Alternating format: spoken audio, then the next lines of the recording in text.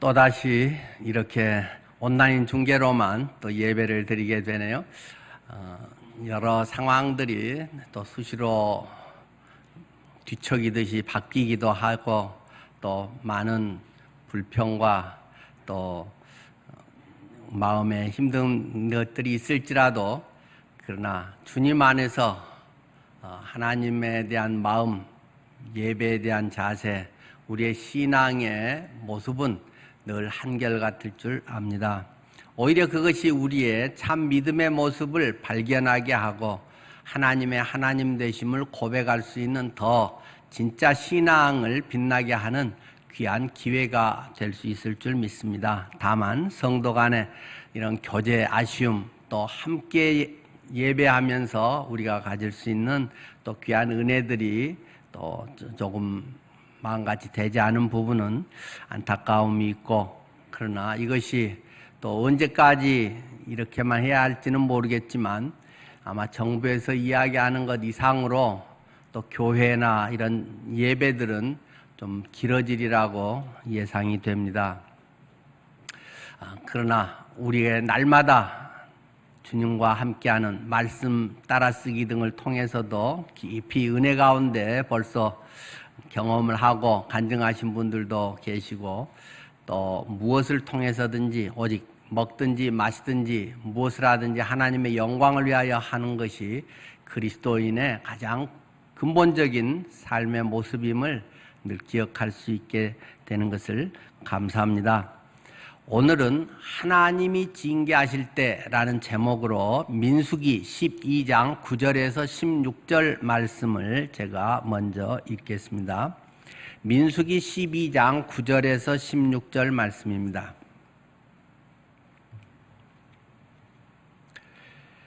여호와께서 그들을 향하여 진노하시고 떠나시매 구름이 장막 위에서 떠나갔고 미리암은 나병에 걸려 눈과 같더라.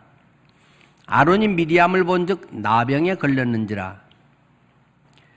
아론이 이에 모세에게 이르되 슬프도다 내 주여, 우리가 어리석은 일을 하여 죄를 지었으나 청하건대 그 벌을 우리에게 돌리지 마소서.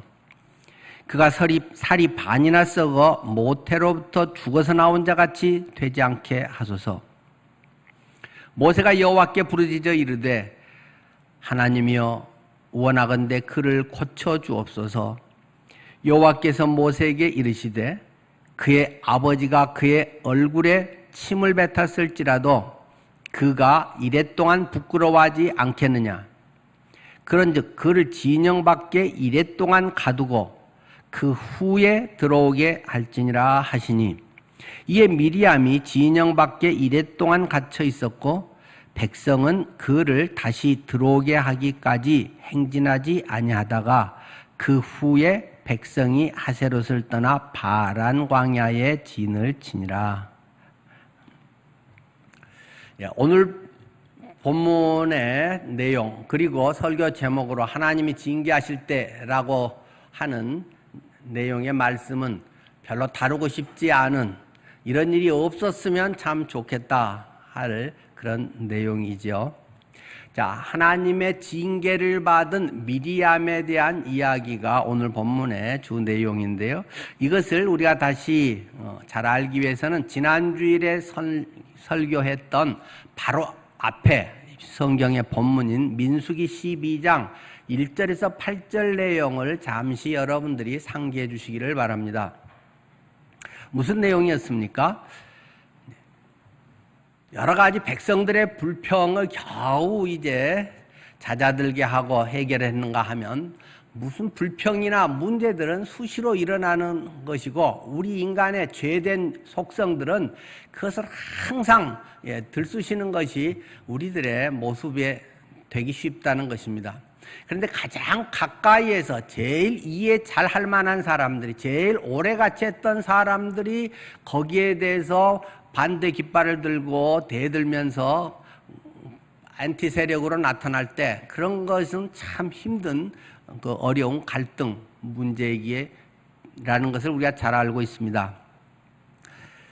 모세의 그 하는 행동에 대해서 계속 바로 그 누나였던 미리암, 형이었던 아론이 뭔가 같이 하면서도 속으로 떨떠름하게 계속 못마땅해 하고 있었다라는 것을 우리가 지난 시간에 보았습니다.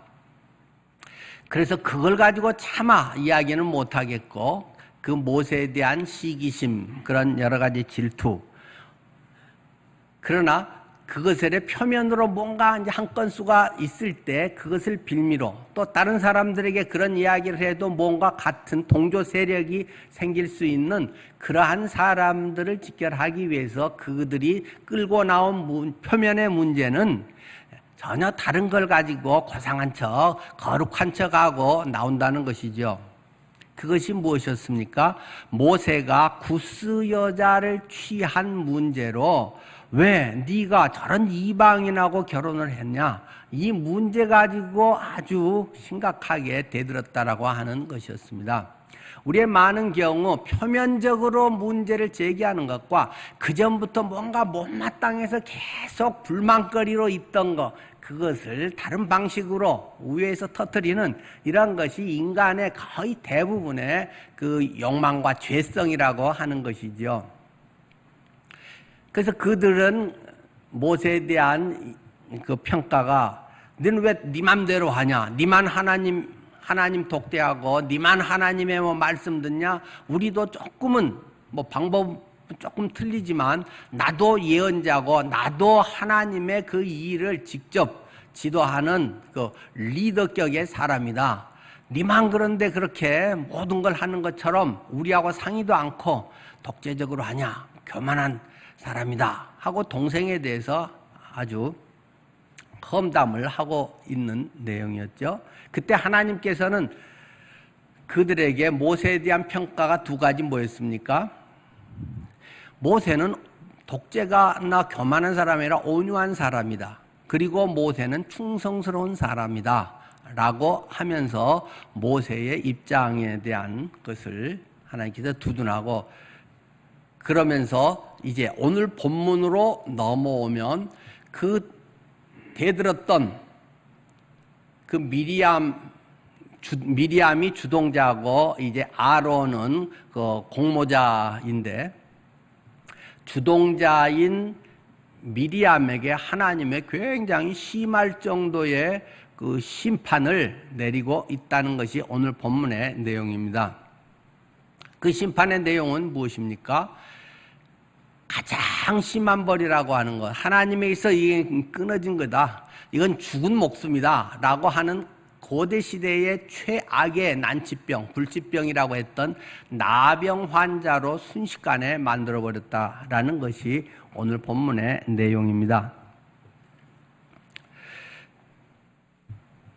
사실 모세의 그 일은 참 쉽지 않은 일인 것은 분명합니다.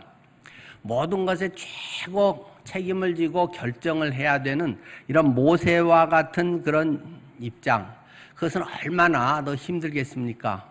우리가 일할 때도 어느 그 테두리, 울타리가 있어서 그 안에서 뭘 하라고 하면 훨씬 더 우리의 생각의 범위나 많은 것들을 해결하기가 쉽겠죠. 그런데 아무 울타리가 없는, 전혀 어떤 제한된 것이 없는 데서 마음대로 하라고 하면 훨씬 쉬울 것 같은데도 또 거기에 대한 분명한 책임을 져야 하기 때문에 훨씬 막막하고 어렵게 되는 것이 사실입니다. 이 그룹 총수들, 대기업 회장들은 어떻게 보면 슬슬 대우받고 그 엄청난 연봉 받고 좋은 시설에서 사람들이나 이렇게 다 뭐 인사치레 만나고 굉장히 그 호강하고 엄청 좋을 것 같은데, 어느 전에도 한번 나눈 적이 있습니다만 어느 그 기자가 어느 그룹 총수와 하루를 동행하면서 계속 인터뷰 했던 내용을 실은 기사가 있었죠. 거기에서 기자가 지켜보기는 대기업 회장 정도의 이러한 사람들은 보통 20분에 한 건 정도는 굉장히 중요한 문제들을 결정해야 하더라. 뭐 한두 개가 아니고 막 1, 20개 밑에 전문 경영인들에게 많이 이제 시켜놓기도 하지만 현상 운영이 아니라 앞으로를 내다보고 그것을 위해서 준비하고 그것에 대한 여러 가지라든가 또는 뭐 정부와의 관계, 세계적인 이런 흐름 모든 걸 하는 데서 보통 20분에 한 건 정도는 굉장히 중요한 문제를 결정해야 하는 매우 힘든 자리더라. 그런 기사를 제가 보았습니다. 그냥 아무거나 결정하면 될 것 같은데 우리 요즘같이 그 사업의 엄청난 속도로 그 발전하는 이런 현실 속에서 그런 순간의 결정이 얼마나 어려운가를 절감하잖아요. 이제 LG 핸드폰이 그 접었잖아요. 그래서 뭐 어제 기사에도 보니까 이렇게 해서 돌려서 뭐 하고 두 개 화면으로 나오는 그게 뭐 몇십만 원짜리를 20만 원인가 뭐 그렇게 지금 뭐 팔아서 마지막 이 떨이 정리하고 있다. 뭐 그런 기사가 어제도 나왔대요. 잘 나가던 뭐 노키아 같은 회사 그런 데가 뭐 엄청 하향 곡선을 걸었고 뭐 소니도 전자제품의 인류였다가 이제 내리막길 갔다가 다시 이제 다른 것으로 반전을 지금 꾀하고 있고 코닥 같은 데도 필름이 이 디지털 필름의 이 화소로 발전되는 그런 데서 옛날 필카로만 그 필름만을 바라보고 있다가 코닥이 또 아주 어려움을 겪고 요즘 또 다르게 뭐 어떻게 하려고 또 한다 하대요. 그렇듯이 수백억, 수조 뭐 이러한 유니콘 기업 같은 데서나 한 순간에 그 판단을 잘못하고 어떤 방향성을 제대로 못 잡고 이 타임을 놓쳐버리면 엄청난 어려움을 겪는 것을 요즘 같은 IT 시대에는 그것이 뭐 바로바로 피부에 와닿을 정도로 어려움을 겪습니다. 그러니 그런 회사를 운영하는 그런 분들은 얼마나 피가 마르고 얼마나 많은 정보와 또 세계적 흐름을 이게 간파하고 있어야 되겠습니까? 그냥 부분적으로 좋은 아이디어 몇 개 내에서 뭐 이럽시다 저럽시다 하는 것은 쉬운 일이지만은 그러한 전체를 흐름을 꿰고 있고 그것 속에서 도저히 흘러가야 하는 그러한 입장에서는 굉장히 어려운 일이 아닐 수 없습니다. 그런 분이 출퇴근 시간이 뭐 따로 있겠습니까? 잠을 편히 잘 수 있겠습니까? 우리들의 삶에서도 모세와 같은 입장은 어쩌면 숲을 보고 전체를 경영해야 되는 그런 관점일 것이고 미리암이나 이러한 아론 같은 경우는 거기에 굉장히 중책의 그 책임자이지만 그들은 자신에게 주어진 부분적인 맡겨진 일을 또는 나무를 봐야 되고 어떤 블록 단위의 이런 것을 봐야 하는 입장과 모세의 입장은 굉장히 틀리기 때문에 그러한 관점에서 자신들의 관점에서 그것을 바라보고 평가한다는 것은 굉장히 신중해야 된다. 과연 하나님께서도 그렇게 생각하실까 하는 것을 우리가 놓쳐서는 안 될 것입니다. 당장 내게 유분리를 떠나서 내 취향에 맞고 틀리고 또 딴 데는 뭐 이러는데 왜 우리는 이러냐 이런 식의 비교, 평가, 판단 이러한 것들은 어설픈 정보로 가지고 해결될 수 있는 문제는 아닐 것입니다. 늘 그러기 때문에 특별히 영적인 이러한 부분에서랑은 하나님과의 늘 깨어서 친밀한 교제의 관계가 있지 않으면 자기 중심으로 파고들어서 자기의 욕망과 자존심과 이런 시기, 교만, 자기의 정보력 이런 것을 의지하다가는 아주 큰 어려움을 겪게 될 가능성이 있는 것을 오늘 미리암은 우리에게 경고로 보여준다고도 하겠습니다. 오늘 저는 이 본문을 통해서 두 가지의 말씀을 드리려고 합니다. 첫째는 하나님의 징계가 있을 때는 속히 회개하고 용서를 구해야 됩니다. 죄를 지어서는 속히 회개를 해야 됩니다. 물론 죄를 짓지 않은 것이 제일 좋겠죠. 죄를 안 지을 수 있도록 하는 것이 가장 지혜로운 것일 겁니다. 그러나 때로 우리 연약한 사람이고 때로는 부족하고 둔한 사람들이다 보면 또는 순간의 감정적인 혈기나 이런 것이 튀어나올 수도 있는 아직은 공사 중인 빚어지고 있는 과정의 우리의 모습에서 전혀 없을 수는 없을 것입니다. 누구라도 정도 차이지 그러한 그 부족, 약점 이러한 것은 갖고 있는 거 아니겠어요? 자, 그런데 그가 성숙한 사람인가 아닌가를 우리가 알 수 있는 굉장히 중요한 요소가 있습니다. 그것이 무엇입니까? 어떤 문제, 사고를 쳤을 때 빨리 회개하는 것입니다. 할 수 있는 대로 즉시 하나님 앞에 회개하고 사람들 앞에 용서를 구하고 받아야 되는 것입니다.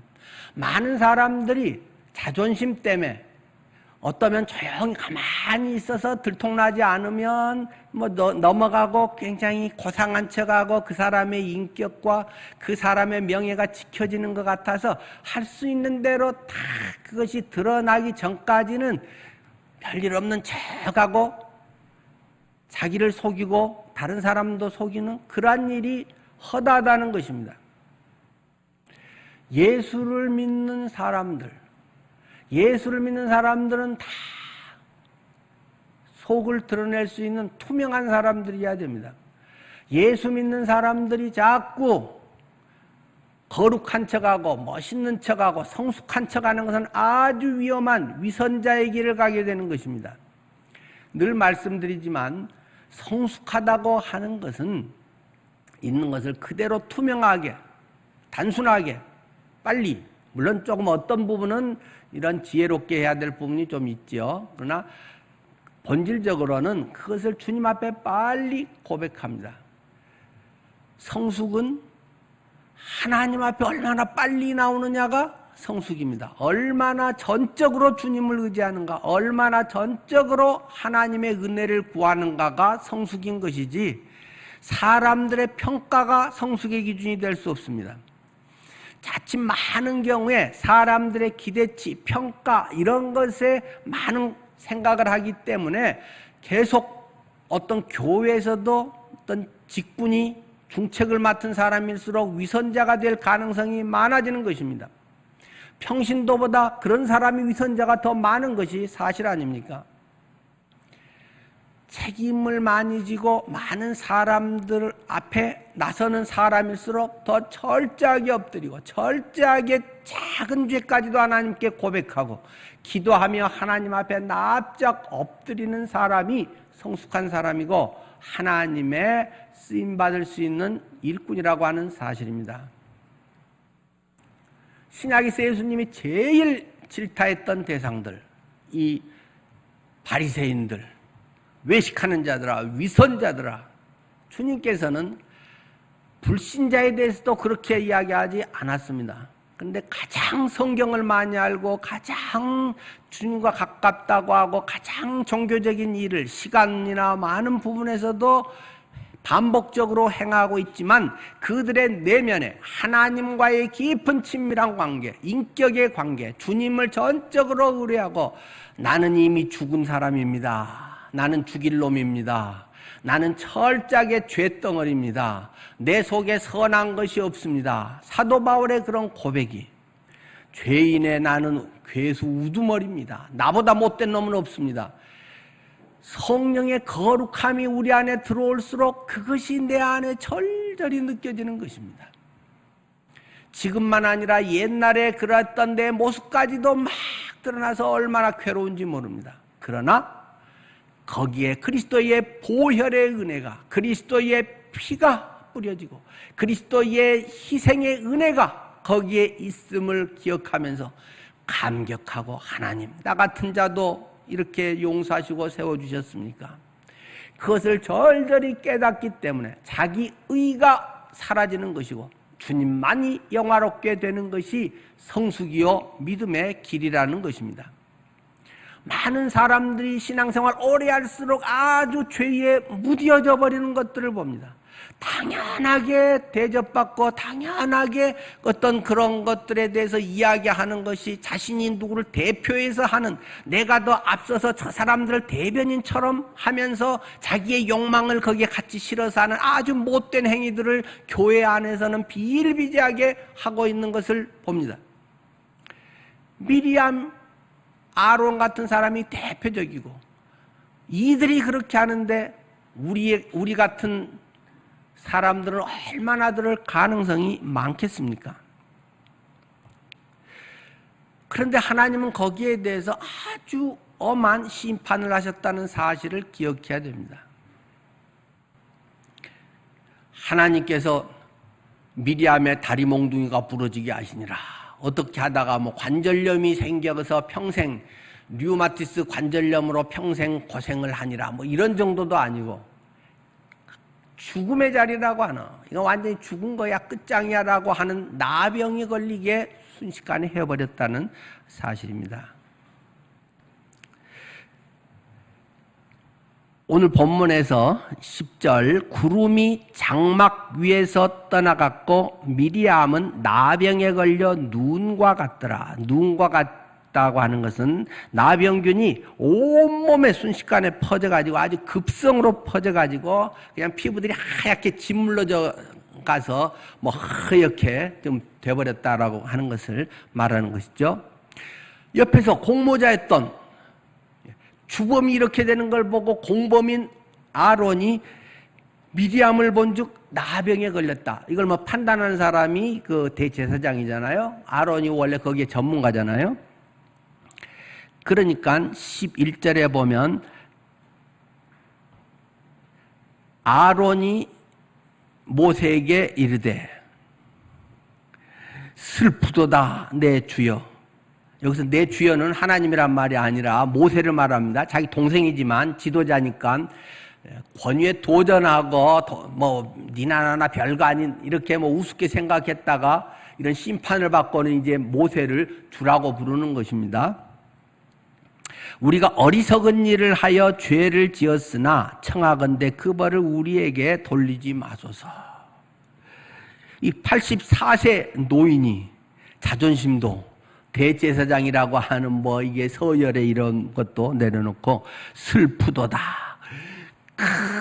큰 잘못을 저질렀습니다. 지금 그런 얘기를 하는 거지요. 내가 큰 잘못을 했습니다 하고 즉각적으로 탑싹 무릎을 꿇는 거죠. 우리가 어리석은 짓거리 했습니다 라고 지금 그는 이야기해서, 이것은 의견을 낼 수 있는 거지 또 일부 사실이잖아. 이런 합리화가 아니고 우리가 어리석은 일을 하여 죄를 지었습니다. 이것은 죄입니다. 하나님 앞에 죄를 지은 것입니다. 좋은 의견을 낸 것이 아니라 하나님의 권위를 깨뜨리고 내가 그 권위자인 것처럼 그냥 똑같은 인간으로 보고 인간적 생각으로 마주하고 말았습니다. 영적인 권위에 대한 도전에 대해서 납작 엎드리고 있는 것이죠. 사실 미리암이 그렇게 해야 될 것 같은데, 근데 가만 보면 미리암은 완전히 이제 나병이 급속으로 이렇게 퍼져가지고 완전 부정해진 자가 지금 그런 말을 하고 말고 할 입장조차, 말도 꺼낼 수 있는 입장조차도 못 될 정도로 팍 가버렸다는 것입니다.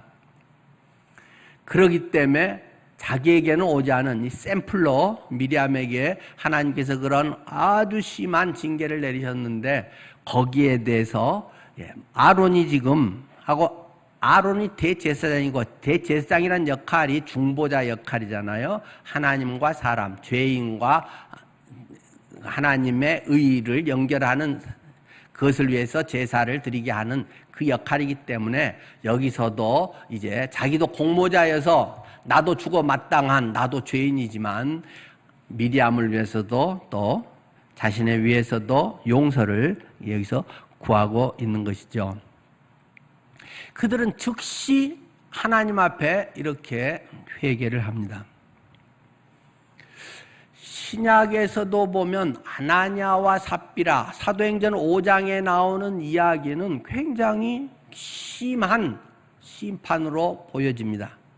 인간적으로는요. 전에도 여러 번 말씀을 드렸듯이 교회 거 뭐 돈을 장부를 어떻게 해서 횡령한 것도 아니고 나팔만 불고 교회 안 바친 것도 아니고 적어도 절반 이상은 집이랑 부동산 홀랑 다 팔아가지고 적어도 수억은 바쳤는데 그러고 나서 그들은 둘 다 즉사해버렸다라는 것이 사도행전 5장의 이야기라는 것을 말씀을 드렸습니다. 이 미리암에 대한 완전 죽음과 같은 이러한 심판, 아나니아와 삽비라에 대한 이러한 하나님의 끔찍한 재앙, 베드로를 통해서 물론 나타났지만은 그것은 무엇입니까? 하나님이 무섭다는 것을 보여주는 그 정도만 말하는 것이 아닙니다. 물론 하나님은 죄에 대해서 철저하시다는 것을 말해주는 것입니다만은 특별히 이것은 공동체에 대한 문제라는 것입니다.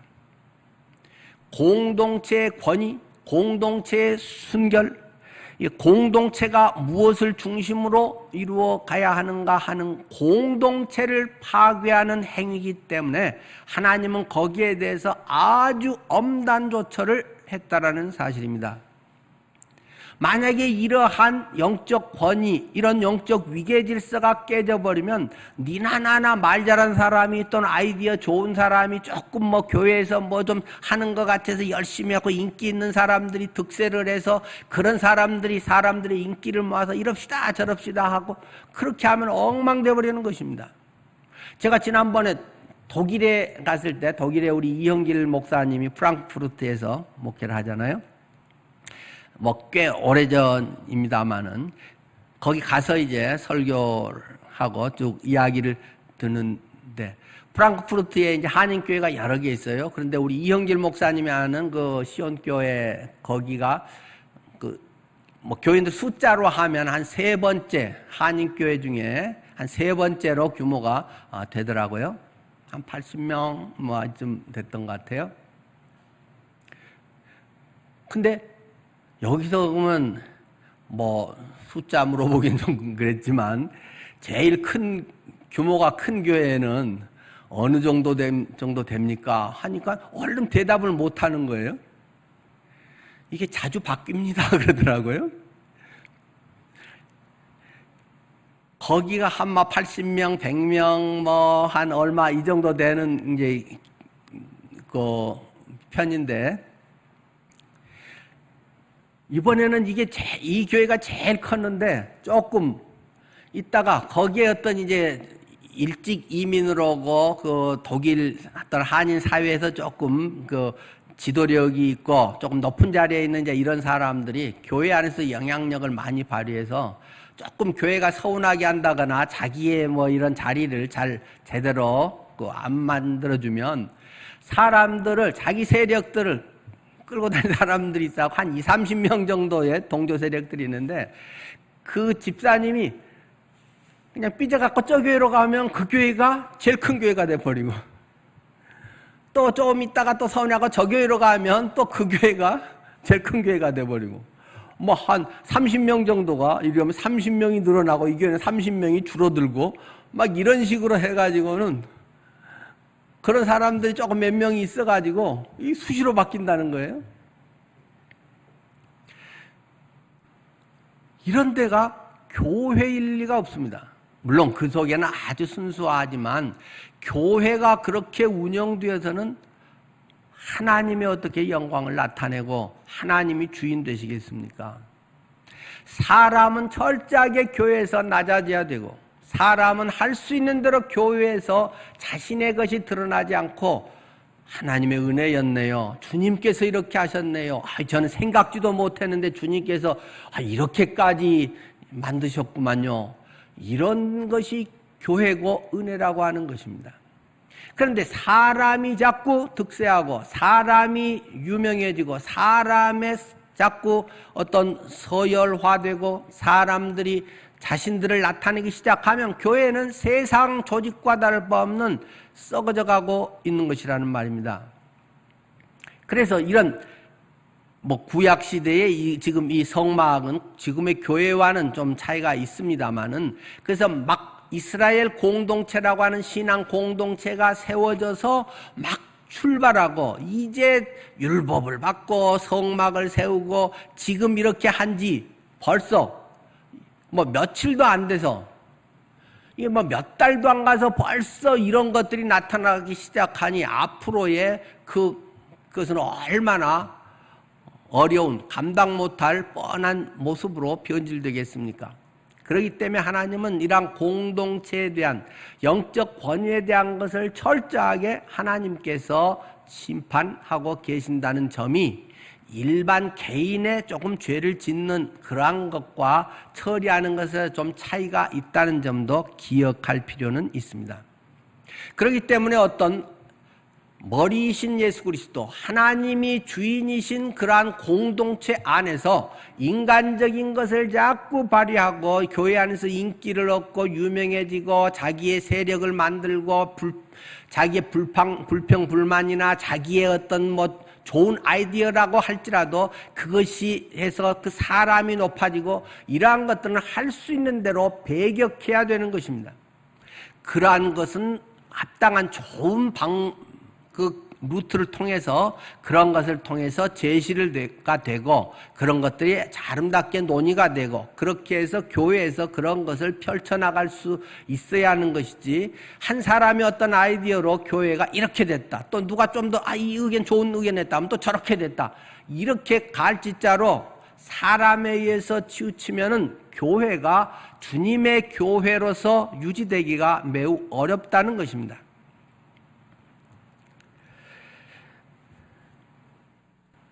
이 미리암에 대한 그러한 모습, 하나님은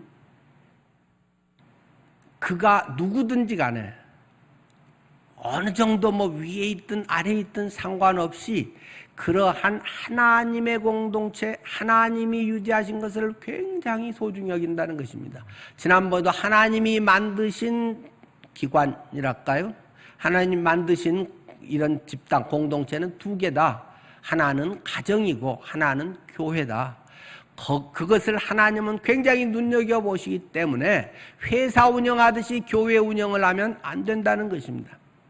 그렇듯이 어떤 사람들의 능력 위주로 사람들의 어떤 재산과 권력과 사회 인지도나 이런 것들이 교회 안에서 자꾸 인정되고 나타날 것들을 경계해야 한다는 점을 우리는 늘 명심해야 한다는 것입니다. 두 번째는 이 교회에서 특히 공동체에 어려움을 줌으로써 발생한 하나님의 징계에 대해서는 중보기도와 화해가 필요하다는 것입니다. 이렇게 해서 공동체에 굉장한 어려움, 내부에 알력이 생겼네. 백성들이 얼마나 불안하겠습니까? 또 이것이 일관되게 하나님의 거룩하심을 드러내지 못한 이러한 모습들 속에 많은 사람들을 실족하게 할 가능성이 많은 것입니다. 그럴 때는 내 잘못했어요, 내 앞으로는 안 할게요 하거나 속으로만 살짝 하거나 또는 그 사람하고만 하거나 이렇게 해결해서는 좋은 것이 아닙니다. 공적인 문제는 공적으로 해결해야 됩니다. 그러나 자칫하면 또 인격이라든가 긴 관점에서 또 다시 회복할 기회를 또 그래도 가질 수 있게 하는 것이 바람직하기 때문에 그것이 너무 지나치게 하지는 않아야겠습니다만은 그냥 꼼지락꼼지락하고 속으로 뭐 조용히 하고 뭐 1대1로만 해결하고 이렇게 해서 유야무야 없는 일처럼 이렇게 처리하는 것은 교회가 하는 바람직한 일이 아니라는 것입니다. 그것은 공동체가 같이 기도하고 또는 공동체의 대표자가 공식적으로 그들의 마음을 하나님께 아뢰고 하나님의 응답 가운데서 그러한 문제가 해결돼야 되는 것이 우리들이 또 놓쳐서는 안 되는 부분임을 가르쳐주고 있습니다. 모세가 간절히 이를 위해서 중보기도를 했다라는 것이 13절의 말씀이죠. 모세가 여호와께 부르짖어 이르되, 뭐 누나가 그렇게 되니까 인간적인 것도 있겠지만 지금 모세는 그런 점을 초점으로 두고 있지 않다는 것입니다. 공동체 다 망하게 생겼습니다. 다 질이 멸렬하게 다 찢어 갈라져 가지고 다 서로 잘난 척하게 이렇게 돼버리면 큰일 나는 건데, 근데 이렇게 했다고 하나님 한 방에 이렇게 쳐서 이렇게 처참하게 눈앞에 보여주십니까? 부르짖어 이르되 하나님이여 원하건대 그를 고쳐주옵소서 하는 모세의 부르짖음, 묵상기도도 아니고 통성기도로 다른 사람도 들리게 그렇게 모세가 중보기도를 했다는 것입니다. 모세는 또 뭐 한참 성깔 있는 사람이라는 것을 뭐 우리가 좀 말씀드린 적도 있지만, 형과 누나가 그럴 때 뭐 얼마나 더 속상했겠어요. 남은 모르니까 그렇지만 가장 가까운 사람이 그러면 더 상처받겠지만, 순간적으로 나병 급속 중증이 됐을 때 거 봐라 봤지 아이 시원하네 그러니까 함부로 까불지 마 뭐 이런 식으로 하지 않고 하나님 앞에 간절히 부르짖으면서 하나님 용서해 주세요. 하나님 우리가 아직 뭘 몰라요. 우리가 철이 안 들었어요. 세상적으로는 똑똑하고 뭐는 많이 있는데 하나님에 대해서는 너무 모르고 주님의 심정을 헤아리지 못했어요. 그러한 것들이 이제 그들의 마음 자세가 되는 거죠. 14절 여호와께서 모세에게 이르시되 그의 아버지가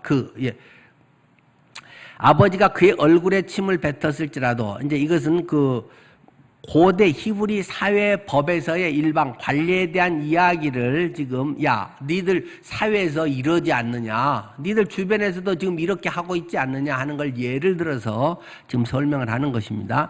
그의 아버지가 그의 얼굴에 침을 뱉었을지라도 그가 이랫동안 부끄러워하지 않겠느냐. 그런즉 그를 진영 밖에 이랫동안 가두고 그 후에 들어오게 할지니라. 야 너희들이 이렇게 다스린 너희들 종족이라든가 보통 주변에서도 보면 그 자식이 아주 못된 이 불효자식이 있어가지고 그 가족을 부끄럽게 하고 명예나 가장의 권위를 무시하고 들이받고 막 욕을 하고 그런 가문을 얼굴에 먹칠하는 훼손하는 일이 있을 때는 당시에 그 아버지가 가장이 자녀에게 침을 뱉음으로 인해서 이런 불효자식 같으니라고, 이런 호적이를 파버릴 놈 같으니라고 뭐 이렇게 해서 이 못된 자식 하고 침을 뱉은 것이 당시에 그 고대 사회법의 관례라는 말입니다.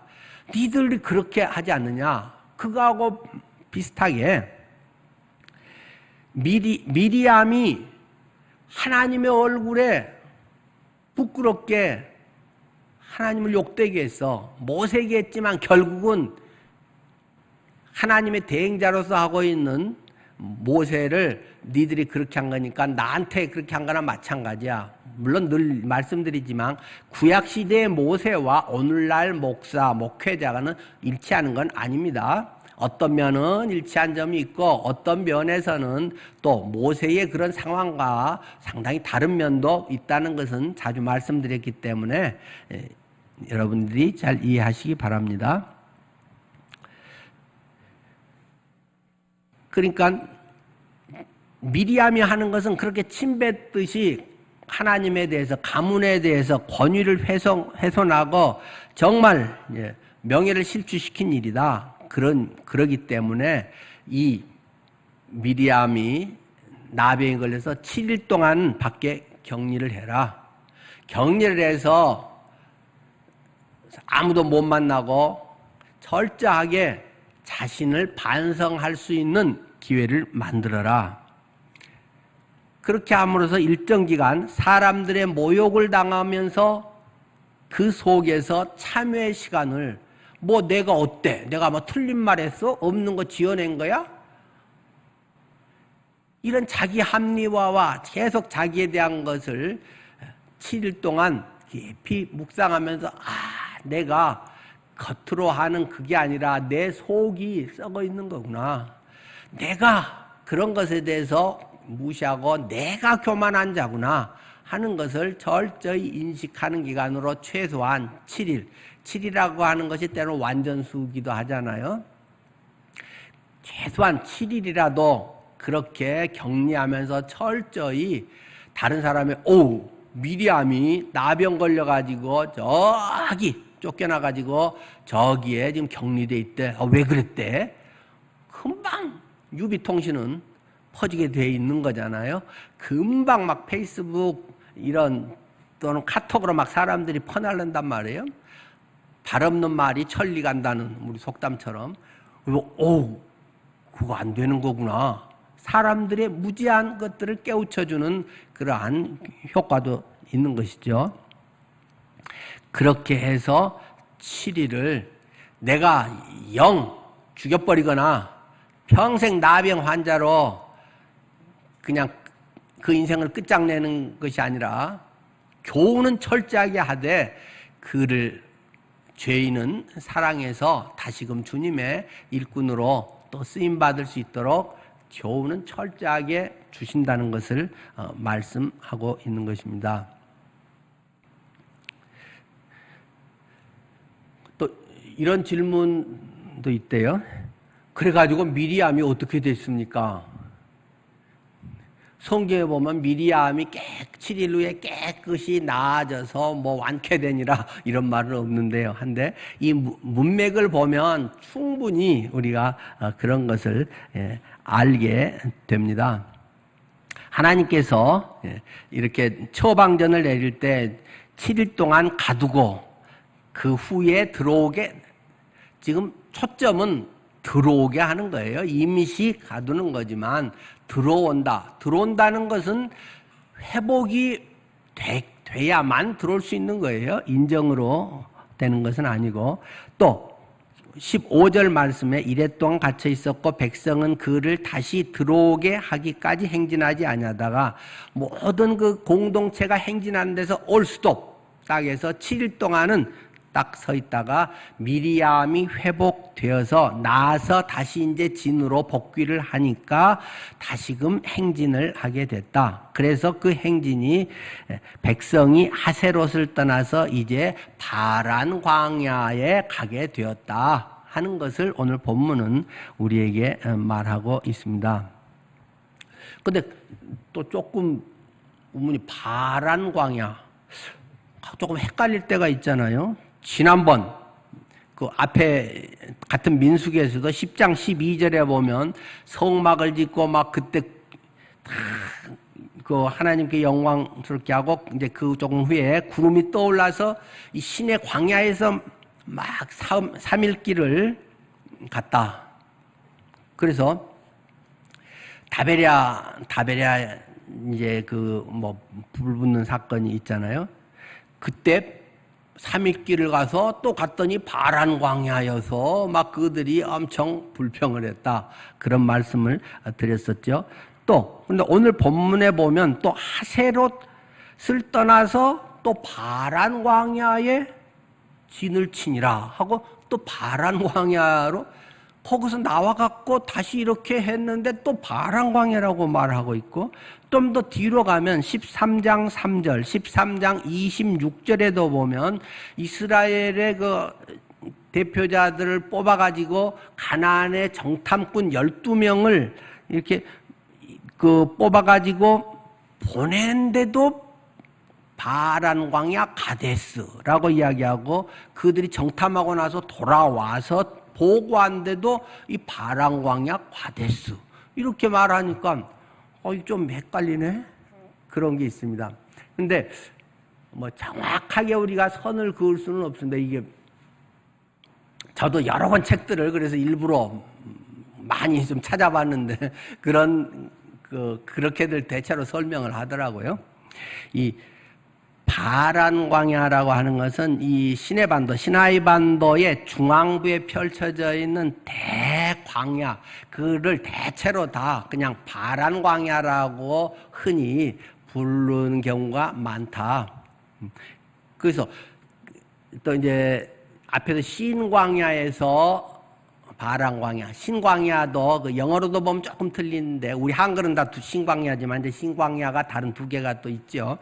근데 신광야에서 바람광야로 뭐 이렇게도 나오고, 근데 신광야 또는 가데스 이런 데도 바람광야에 속해 있다. 또는 바람광야와 이런 경계 지역이어서 광야에서는 우리가 지금같이 뭐 측량해서 우리 집 몇 평 어디까지 울타리 있고 이런 건 아니고 대충 저기 넘어서에 뭐는 이거 이런 식으로 또 고대에는 많이 돼서 하여튼 많은 책들은 이야기하기를 경계를 말하는 것은 좀 애매하다. 또 성경 자체에서도 가데스바네아, 가데스를 바람광야라고 이야기하고 있기도 하고, 신광야에서 깊고 3일 갔는데 바람광야라고도 하고, 뭐 이런 것들을 굳이 딱 구분하기는 쉽지 않다. 그러니까 거기에서 뭐 맞네 틀리네 그런 거를 굳이 따질 필요는 별로 없을 것 같습니다. 어쨌든 이렇게 해서 16절, 그 후에 백성이 하세롯을 떠나 바란 광야에 진을 치니라. 그래서 하세롯을 떠나서 바란 광야에서, 하세롯에서 이 미리암이 그러한 반란적인 권위에 도전했다가 엄청난 재앙을 맞이하게 되었다라는 이야기를 합니다. 미리암은 이 7일 동안에 그 격리 가두어져 있다가 이제 회복돼서 다시 돌아와서 다시 뭐 그가 역시 리더격으로 또 일을 했겠죠. 그런데 우리가 이런 부분도 소홀히 해서는 안 될 것 같습니다. 잘못했다가 뭐 한 번씩 징계 받고 그 다음에 회개하고 다시 주님 앞에서 또 이제 잘하면 되지. 이렇게 가볍게 여기면 안 된다는 것입니다. 우리의 구약의 많은 인물들을 보아도 그런 어떤 결정적인 잘못이나 문제를 일으킨 사람들의 그 뒤로는 별로 하나님께 쓰임받지 못한다는 사실을 주목해야 됩니다. 사울 왕이 뭐 자신이 제사를 드린다든가 또 때로는 재물을 다 아말렉 족속들 뭐 그 재물까지도 다 죽여라 이런 것들을 거역하고 제사 드리려고 했는데요, 주님 위해서 일하는데요, 뭐 거룩한 명분을 붙이지만 쇼하지 말고 네 마음 깊은 곳에 죄성과 소유욕과 네 자신을 나타내고 싶은 명예욕 이런 것을 감추고 그렇게 멋있는 말로 포장하지 말아라. 하나님은 당신을 버리셨습니다. 사무엘이 이야기하고 그렇다고 즉시 사울 왕이 왕좌에서 내려오진 않지만 결국 계속 쇠락의 길을 걷다가 전쟁터에서 비참하게 나중 자살을 하고 많은 것이 사울의 생애가 됐고, 위대한 선지자였던 엘리야 같은 경우도 그 놀라운 갈멜산에서의 바알 아세라 그런 사제들하고 싸워서 그들을 철저하게 물리친 다음에 또 그가 그러나 완전 탈진하고 원망하듯이 날 죽여주세요 뭐 그러고 로뎀나무에서 이제 회복을 하고 왔지만 성경에는 그 뒤로 보면 엘리야가 쓰임받은 것이 별로 없습니다. 한 2가지 정도 하나님이 그 마지막 사명에 저 호렙산으로 가거라 해서 거기에서 하나님이 세미한 음성으로 그에게 나타나서 말한 2가지 사명에 대한 것이 있어서 뭐 결국 그것은 후계자에게 잘 인계하고 뭐 그런 내용이지요. 네가 앞으로 막 부흥의 역사를 일으켜서 하나님의 뭘 해라기보다는 자, 네 일은 이제 여기까지 거의 된 것 같다. 네 몫은 이 정도야. 그래서 이제 넘길 준비해. 뭐 이런 것들이 주로 중심이 돼서 별로 엘리야의 그 사명 위에 막 갈멜산의 싸움 같은 거 막 하나님에 대한 놀라운 일들을 통해 나타나는 능력 이런 거는 별로 나타나고 있지 않습니다. 미리암도 그 뒤로는 별로 뭐 나았겠지만 또 뭐 한 94세 정도 되고 그러니까 또 뭐 기력도 이제 쇠하기도 하겠지만은 하나님 앞에 우리가 어떤 치명적인 잘못을 하면 하나님이 거기서 완전히 은혜로 봐주시기 때문에 끝장을 다 내는 건 아니지만 거의 주님의 쓰임받는 존재로서는 끝난 것과 같다는 것이 대부분의 성경의 인물들입니다. 좀 예외라면 다윗 같은 그런 경우가 있겠지요. 철저하게 다시 회개하고 철저하게 주님을 의지해서 밧세바 사건 이후에 그래도 쓰임받은 말년이 조금 그렇지만 성경에도 그러나 열왕기 이런 모든 것에서도 마찬가지지만 사무엘 하에서랑 밧세바 사건까지는 승승장구하고 올라가지만 그 사건 이후에는 그 뒤에 물론 승리도 있고 왕국을 확장하는 것도 있지만 내리막길로 계속 가고 있는 것이 사무엘 하에서 다윗의 생애에서도 보여주고 있는 거 아니겠습니까? 여러분들의 삶에서도 철저하게 하나님의 권위를 인정하고 누구 사람이 뭐 위대하다 높다 그런 것이 아니라 세운 분이 하나님이기 때문에 하나님에 대한 것을 철저히 인정하고 그 하나님 안에서 내가 내 몫을 제대로 감당하고 하나님 앞에 칭찬받는 그런 믿음의 사람으로 서야 할 것입니다. 우리가 징계가 있을 때는 즉시 용서를 구하십시오. 많은 요즘 시대에는 나만 그래? 딴 집사님도 그러는데 뭐 요즘 안 그러고 어떻게 살아? 이런 아주 뻔뻔스러운 사람들이 너무 많아지고 있습니다. 죄는 피눈물을 흘리면서 회개해야 됩니다. 마음속으로 앞으로 안 할게요. 그런 것은 회개도 아닙니다. 가슴에서 자신이 무너지는 정말 자기를 쳐 죽이는 그러한 마음과 함께 겉으로도 피눈물을 흘리고 정말 부끄러워서 나설 수 없을 정도의 그러한 것이 밖으로도 동일하게 나타나야 되는 것이 회개 아닙니까? 너무 마음으로 하는 쇼를 하면서 그리고 또 반복하고 몇 년 있다가 또 그런 짓을 하고 그런 사람들이 적지 않습니다. 하나님의 관점으로 철저하게 죄가 있으면 회개하고 그러면 하나님께서 또 다시금 기회를 주시고 오히려 철저하게 그전에는 내 능력과 내 힘으로 내 뭔가를 알량한 것을 내놔서 하려고 했다면 철저하게 오직 주 예수 그리스도 주님만이 나의 주인이시고 나의 모든 것은 하나님을 영화롭게 하는 것입니다. 주님만이 나의 영광을 받아주십시오 하는 참으로 성숙하고 아름다운 모습으로 마무리될 줄 믿습니다. 여러분들의 삶이 그러한 삶이 되시고 또 누가 용서를 구하면 온전히 그것을 또 받아서 화해하고 회개할 수 있게 돕고 바로 같이 서서 동역하는 그러한 삶이 또 되는 것이 아름답겠죠. 다 함께 우리 주님 앞에 기도하겠습니다. 여러분의 마음에는 어떤 죄성이 있을까요?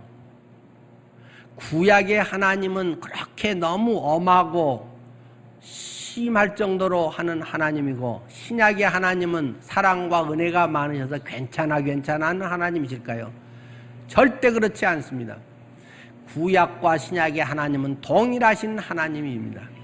다만 큰 차이가 있다면 구약에는 그러한 잘못이나 그러한 죄에 대해서는 철저히 그 죄인 자신이 내가 고스란히 받아서 내가 완전히 망해버려야 되는 것이 구약의 율법적 정신의 원리라면 신약에서는 내가 그렇게 될 것이 너무 불쌍해서 또 영원한 멸망이 너무 안타까워서 하나님의 아들 예수 그리스도께서 십자가에서 피 튀기며 찢어 죽임을 당하면서 나를 위해서 그 죄값을 치러 주셔서 나는 그 안에 있으니까 당하지 않아도 된다고 예수 그리스도가 대속해 주신 은혜라고 하는 차이가 있는 것입니다. 주님 앞에 철저히 그리스도의 십자가, 그리스도의 부활이 오늘도 주님을 영화롭게 하고 죄에 대해서는 철저하게 더 경계를 하면서 거룩하게 살아가야 할 것입니다. 하나님, 우리가 꼭 그럴 수 있게 인도해 주십시오. 죄가 있으면 꼭 심판받게 해주시고, 하나님, 그러나 그리스도를 의지해서 철저히 주님 앞에 나온 사람에게는 다시금 하나님 앞에 쓰임받을 수 있는 기회를 주시기를 구합니다. 성령이여 은혜를 주옵소서. 예수님 이름으로 기도드리옵나이다. 아멘.